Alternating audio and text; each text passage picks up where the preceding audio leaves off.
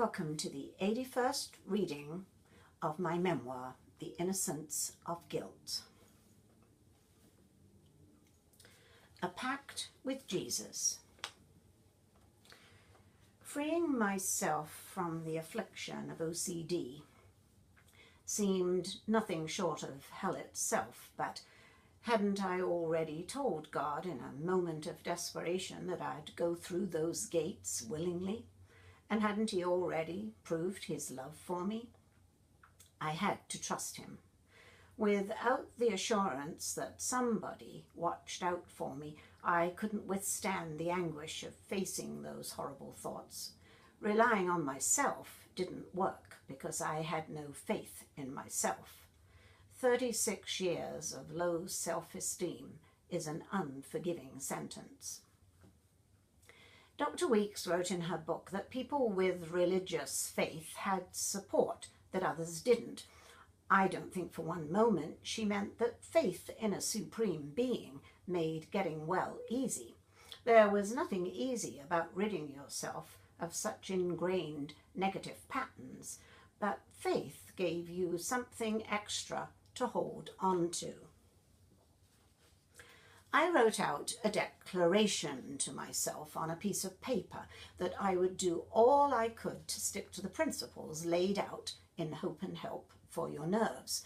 I would cling unto God as a literal life preserver. I tackled this with a well laid out plan of operation.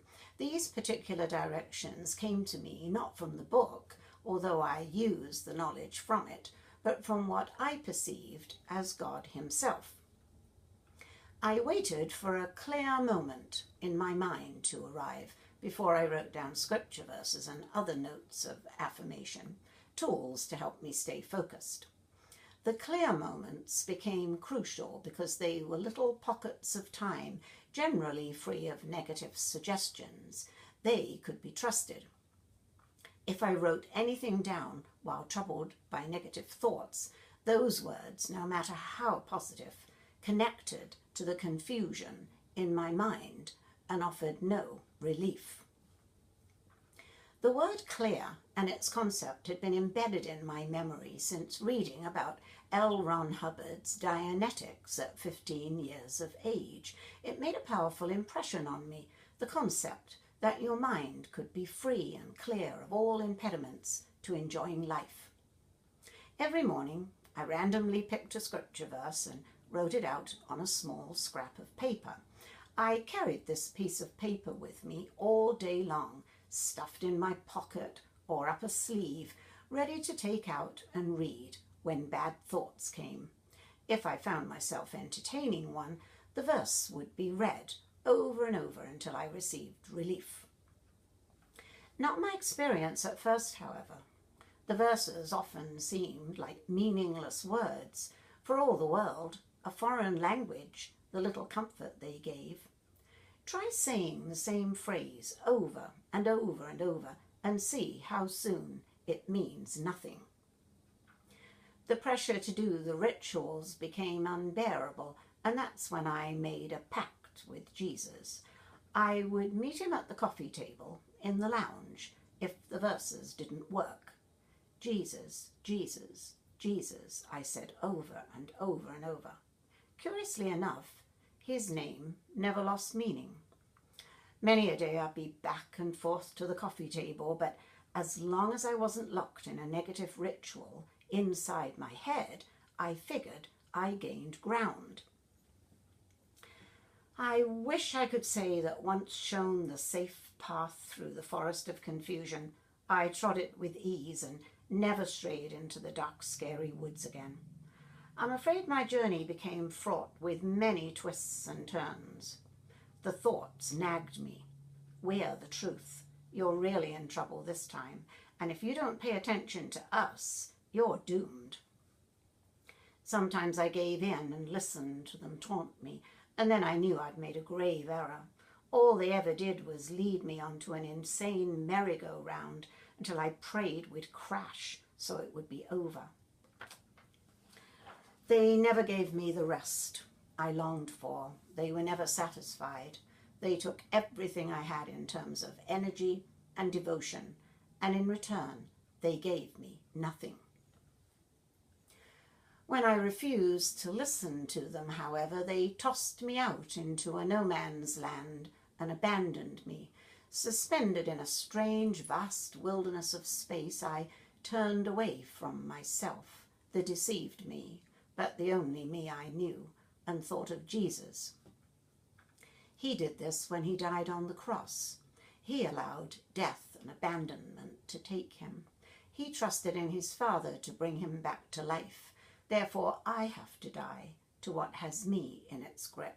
Only by floating away will I be set free, to be reclaimed. Nothing to hold on to except the belief that I would be rescued before I disappeared into nothingness forever. My faith had come down to something unseen by human eyes, but nevertheless out there. Something or somebody that cared for me and wouldn't let me be destroyed. Months went by and I continued with the plan, determined to stick with it. My stubborn nature helped. Intellectually, I knew the plan would result in my freedom. I believe Dr. Weeks told the truth in her book. No one else ever described my situation so clearly. Because my emotions fluctuated, though, my friends at church sometimes saw me as two completely different people. I managed to live in two worlds at once, but couldn't guarantee to be completely attentive when both worlds beckoned simultaneously. Small wonder. Gradually, though, the attacks came less and less, and easier to handle. I'd find myself floating back safely from my exile with a peace not present before. Sometimes I'd go the whole day with no guilt hanging over me, and I'd think to myself, what's wrong with me? Surely I ought to be obsessing about such and such. Then foolishly I'd test myself by a deliberate act of obsessive behavior over some trivial matter and start the agony up again, picking at the wound as soon as it began to heal. I soon learnt not to fall into that trap. By the early summer of 1979, I considered myself more or less cured, although I'm wary of using that word even today, since OCD has at times caught me unawares, although not with the unrelenting frequency it previously did. I'll have 2 or 3 year breaks from it, then I'll get an attack. When I do, the pain of condemnation is as potent and soul-destroying as when it raged full force in my life. What I received back in 1978 was an understanding of how I managed to get into the mess in the first place, and a technique to allow me to get out with support from Jesus, whom I latched onto as my cheering partner.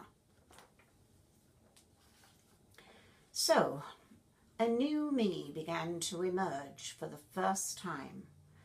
I began to finish projects I started instead of abandoning them halfway through. My days were much more productive since I wasn't wasting them on painful rituals.